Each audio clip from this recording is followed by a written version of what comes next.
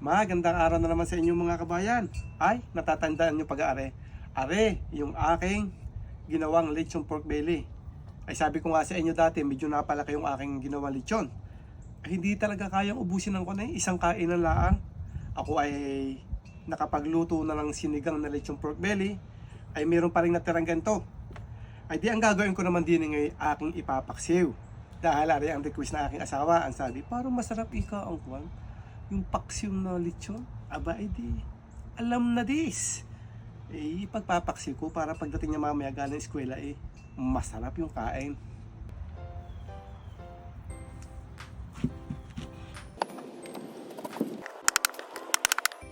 Gising na naman ang mga kapitbahay ko din sa tunog ng aking sangkalan.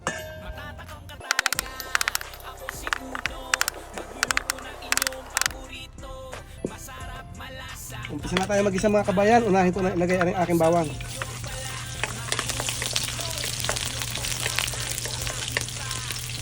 At isusunod ko na rin ang aking sibuyas. Medyo malaki-laki yung aking sibuyas.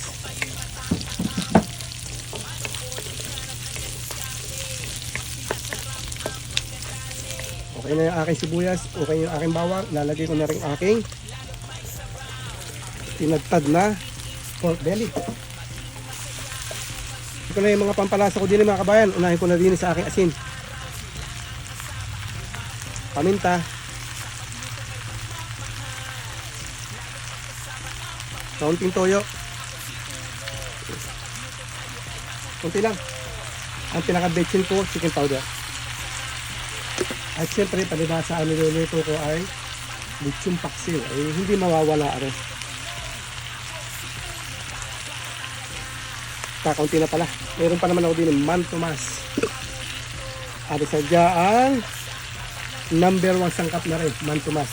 Kunti na muna. Mamaya ko na lang dadagdagan kung kulang pa. Haluin ko muna. Lagyan ko ng konti tubig.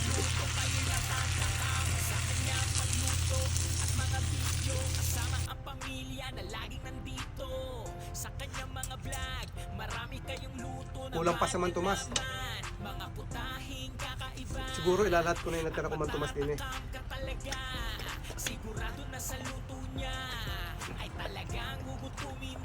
Ewan ko lang kung totoo yung bali-balitang ibaba na daw din sa lugar namin, ari Man Tomas. Ay pag nagkataon hindi makakatikim ng paksiw. Okay na yung tamis dito mga kabayan. Lalagyan ko na ito ng kaunting suka para agaw yung tamis at asin.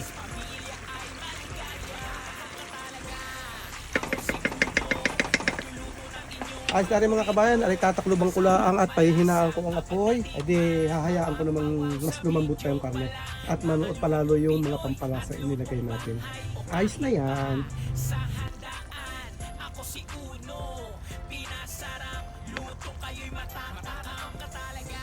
Ayos na, luto na yung ating lechon paksiw. Tikman na rin.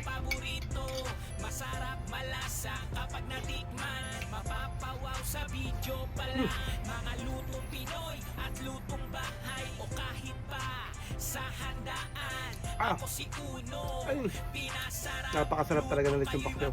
Ano namin talagang sigurado Sigurado ang kalalabasan naman sa dyan na rin lechon paksiw na aray. Sadyang napakasarap. Ay, panalong panalo.